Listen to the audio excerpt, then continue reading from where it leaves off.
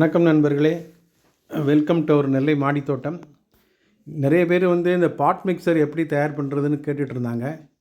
இந்த தைப்பட்டத்தில் நம்ம இருந்து ஆரம்பிச்சிருக்கோம். இந்த பாட் மிக்சர் எப்படி தயார் பண்ணுறதுங்கிறத வாங்க இந்த வீடியோவில் பார்க்கலாம். அதுக்கு முக்கியமான இன்க்ரீடியன்ட்ஸ் என்னென்னு பார்த்தீங்கன்னா, மாட்டுச்சாணம், நல்ல மக்கிய மாட்டுச்சாணம் வேணும்.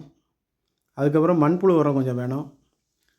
அந்த நுண்ணுயிர் ஊட்டச்சத்துக்கள்னு சொல்லி நம்ம கடையில் கிடைக்குது. இந்த பண்ணாரி அம்மன் அவங்க அக்ரோ ஃபார்ம்ஸ்லேருந்து தயார் பண்ணி அனுப்புகிறாங்க. இது சூடோமோனஸு. இது காய்கறிகளில் இலைகள் எல்லாம் புள்ளி வராமல் பார்க்கும். இது ஒரு பொட்டாசு சத்து நிறைஞ்சது, புரோட்டோரியான்னு சொல்லுவாங்க. இது காய்கறிகள் நல்லா விளைய வைக்கிறதுக்கு யூஸ்ஃபுல்லாக இருக்கும். இது வேம்னு சொல்லக்கூடிய ஒரு நுண்ணுயிர் சத்து.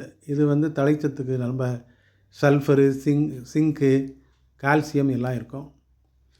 இது ஒரு வளர்ச்சி ஊக்கி தான். இதையும் நம்ம அதில் மிக்ஸ் பண்ணி நம்ம செய்யலாம். இதுலேயும் நமக்கு பாஸ்பரஸ் நிறைய இருக்குது. பாஸ்பரஸ் தான் உங்களுக்கு காய்கறி கனிகளுக்கெல்லாம் தேவைப்படும். இது வேறு அழுகாமல் இருக்கிறதுக்காக வேப்பம் புண்ணாக்கு. இந்த வேப்பம் புண்ணாக்கு கொஞ்சம் யூஸ் பண்ணிங்கன்னா வேறு அழுகாமல் இருக்கிறதுக்கு யூஸ்ஃபுல்லாகும். இதெல்லாம் நம்ம கலந்து தான் ஒரு பாட் மிக்சர் தயார் பண்ண போகிறோம். வாங்க எப்படி அதை தயார் பண்ணலான்னு பார்க்கலாம்.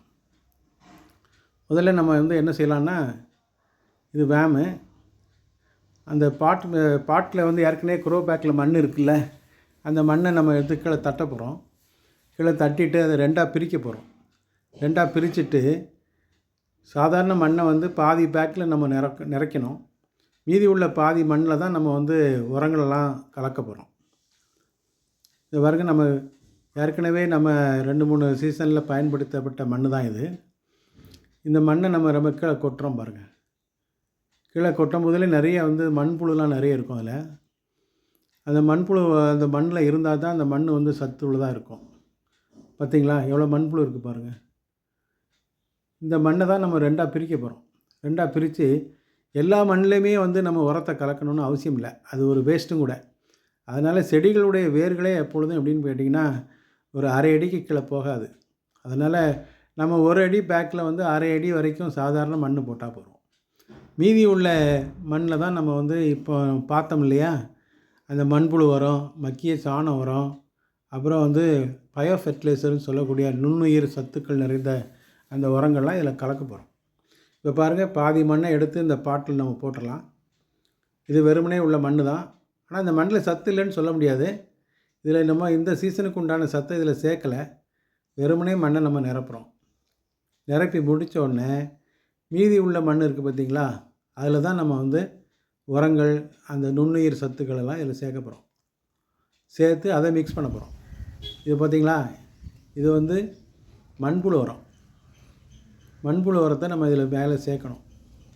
அதுக்கப்புறம் மக்கிய சாண உரம். இது ரொம்ப முக்கியம்.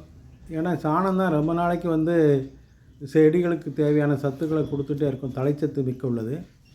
இந்த மண்புழு உடனே வளரக்கூடிய இன்ஸ்டண்ட்டு சத்தை கொடுக்கும் அது. ஆனால் நீண்ட நாள் சத்து உங்களுக்கு ஒரு பயிருக்கு தேவைன்னு சொன்னால் அதுக்கு இந்த மக்கிய சாண உரம் தான். இப்போ பாருங்கள், சூடோமோனஸு, பாஸ்போபாக்டீரியா, பொட்டாஸ் பாக்டீரியா, இதெல்லாம் ஒவ்வொரு ஸ்பூன் நம்ம போடுறோம். ஏன்னா இந்த மண்ணுக்கு தேவையான சத்து இந்த ஒரு ஸ்பூனில் இருக்கும். இது ஒரு ஸ்பூன் கலந்தால் போகிறோம். அதிகமாக போடணும்னு அவசியம் இல்லை. இதை போட்டாச்சு. அதுக்கப்புறம் நம்ம என்ன செய்கிறோம்னா, வேம்னு சொல்லக்கூடிய அந்த சிங்கு, பாஸ்பரஸு, கால்சியம் சத்து இதையும் நம்ம சேர்க்கணும். மனுஷனுக்கு எப்படி உடம்புக்கு எல்லா நுண்ணுயிர் சத்துக்களும் தேவையோ அது மாதிரி தாவரங்களுக்கும் தேவை. இது வேப்ப புண்ணாக்கு. இது எதுக்கு போடுறோம்னு சொன்னால் வேறு அழுகாமல் இருக்கும். வேரில் புழு பூச்சிகள் தாக்காமல் இருக்கிறதுக்காக. இது டைக்கோடர்மா வெரிடின்னு சொல்லுவாங்க. அது ஒரு நுண்ணுயிர் சத்து தான். அதையும் கலக்கலாம் இதில். அதை வாங்க முடியாதவங்க வேப்ப முன்னாக்கு வாங்கிக்கலாம். ஆனால் வேப்ப முன்னாக்கு அந்த வெரடியோட கம்மியாக இருக்கும் விலையில்.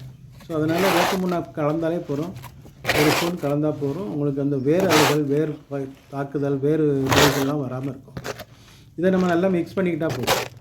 நல்லா மிக்ஸ் பண்ணி திரும்ப ஏற்கனவே நம்ம பாட்டு ஒரு அரை பாட்டு சாதாரண மண் போட்டு வச்சுருக்கோம் இல்லையா, அதுக்கு மேலே இதை போட்டால் போதும். இதை போட்டு அதை ஃபில் பண்ணிட வேண்டியதான். இப்போ பாருங்கள், ஏற்கனவே போட்ட பாட்டிலே நம்ம இதை மேலே போடுறோம்.